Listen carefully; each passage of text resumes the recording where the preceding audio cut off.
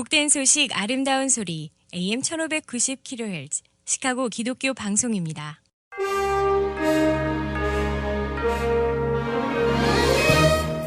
여러분 안녕하십니까? 6월 15일 월요일 KCBS 헤드라인 뉴스입니다.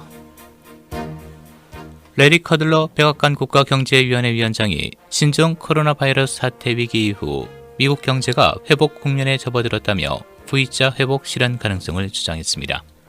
커들러 위원장은 어제 언론 인터뷰에서 지금 경제는 회복 국면이라고 생각한다며 침체 원인은 전형적인 불경기가 아니라 팬데믹이었다고 강조했습니다. 또 올해 하반기엔 20% 경제 성장이 있을 것이고 실업률은 떨어질 것이라고 주장했습니다. 커들러 위원장은 또 일부 주에서 코로나19 확진 사례가 늘고 있지만 치사율은 계속 낮은 수준이라고 주장했습니다. 현재 미국 내 신종 코로나 바이러스 확진자는 216만 2,406명, 사망자는 11만 7,859명을 기록하고 있으며 지난주 캘리포니아주와 텍사스, 플로리다주에서 확진자가 급증했습니다. 흑인 조지 플로이드 사망 사건에 이어 지난 10일 캘리포니아주에서 나무의 목이 메인 채 발견된 흑인 남성과 지난 13일 애틀란타의 웬디스 패스트푸드점 밖에서 경찰의 총에 맞은 흑인 남성 등 2명의 죽음에 또 다른 시위로 격화될지 관심이 집중되고 있습니다. 애틀란타에서 음주 측정을 둘러싸고 경찰과 다투다 테이저건을 빼앗아 도주하던 27살 흑인 남성 레이셔드 브룩스는 경찰의 총에 맞아 사망했고 에리카 실즈 애틀란타 경찰서장은 몇 시간 후 사임했습니다. 총격을 가해 숨지기 한 경찰 게럿 롤프도 결국 해임됐습니다. 조지아 애틀란타에서 발생한 경찰의 총격 사살 사건과 관련해 수사 당국이 경찰의 과잉 대응을 비판하며 이번 주 해당 경찰에 대한 기소 여부를 결정할 계획이라고 밝혔습니다. 한편 캘리포니아주 팜데일에서는 지난 10일 새벽 시청 인근 나무의 목이 메인 채 발견된 로버트 플로의 사망에 대한 조사를 요구하며 수백 명이 행진을 벌였습니다. 어제 뉴욕시 브루클린에서 열린 흑인 트랜스젠더 생명도 소중하다 시위에 수천 명이 참여했습니다. 어제 시위는 지난주 필라델피아 출신 도미닉 레미 펠스와 오하이오 출신 리아 밀턴 등 2명의 흑인 트랜스젠더 여성이 목숨을 잃은 뒤 일어났습니다. 시위에 참가한 시민 수천 명은 신종 코로나 바이러스 지침으로 인해 대부분 마스크를 쓴 채 거리로 나섰습니다. 이들은 흑인, 특히 트랜스젠더에 대한 차별에 항의하며 정의와 공정한 대우를 요구했습니다.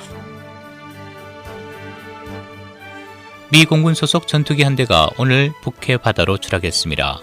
추락기는 미 48 전투 비행단 소속 F-15C 이글이며 영국 렉나스 공군기지에서 정기 훈련 중 현지 시간 오늘 오전 9시 40분 추락한 것으로 알려졌습니다. 현재 영국 수색 구조대는 추락 지점에서 수색 활동을 하고 있습니다.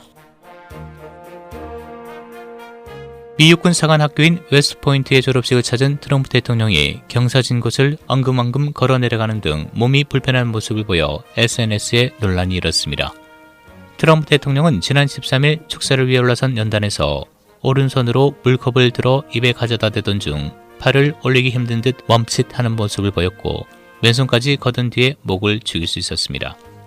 축사가 끝난 뒤 연단에서 계단을 내려가던 중 여러 차례 주춤하는 모습을 보여 건강 이상설까지 나왔습니다.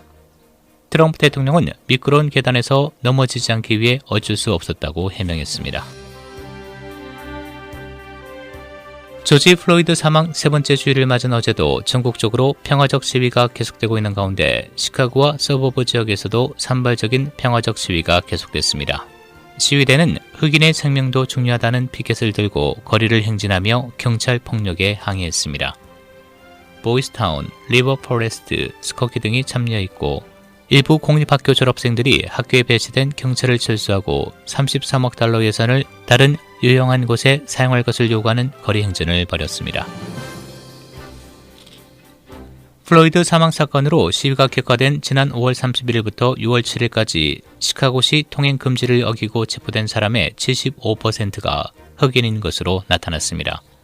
언론은 이반자 중 처음 5일간 체포된 440명 중 329명이 흑인이라며 이는 전체 인구 중 30%를 차지하는 흑인의 체포율이 월등히 높은 것이라고 보도했습니다.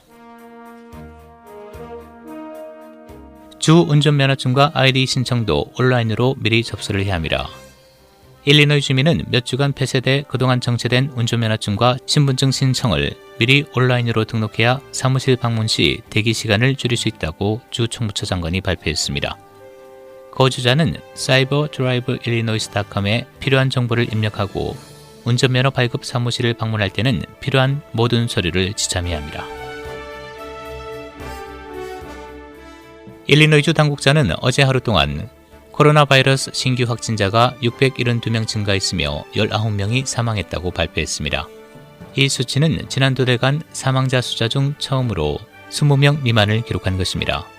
현재 일리노이주 총 확진자 13만 2,543명, 사망 6,308명, 1일 테스트 건수는 22,040건, 확진율은 3%입니다.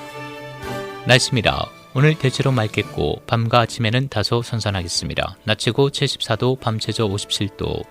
내일 맑은 날씨 이어지겠고 기온은 오늘보다 10도 안팎으로 오르겠습니다. 낮 최고 85도, 밤 최저 63도. 수요일 역시 맑겠고 낮 최고 87도, 밤 최저 65도. 목요일에는 기온이 90도대로 오른 무더운 맑은 날씨 보이겠습니다. 낮 최고 90도, 밤 최저 69도입니다.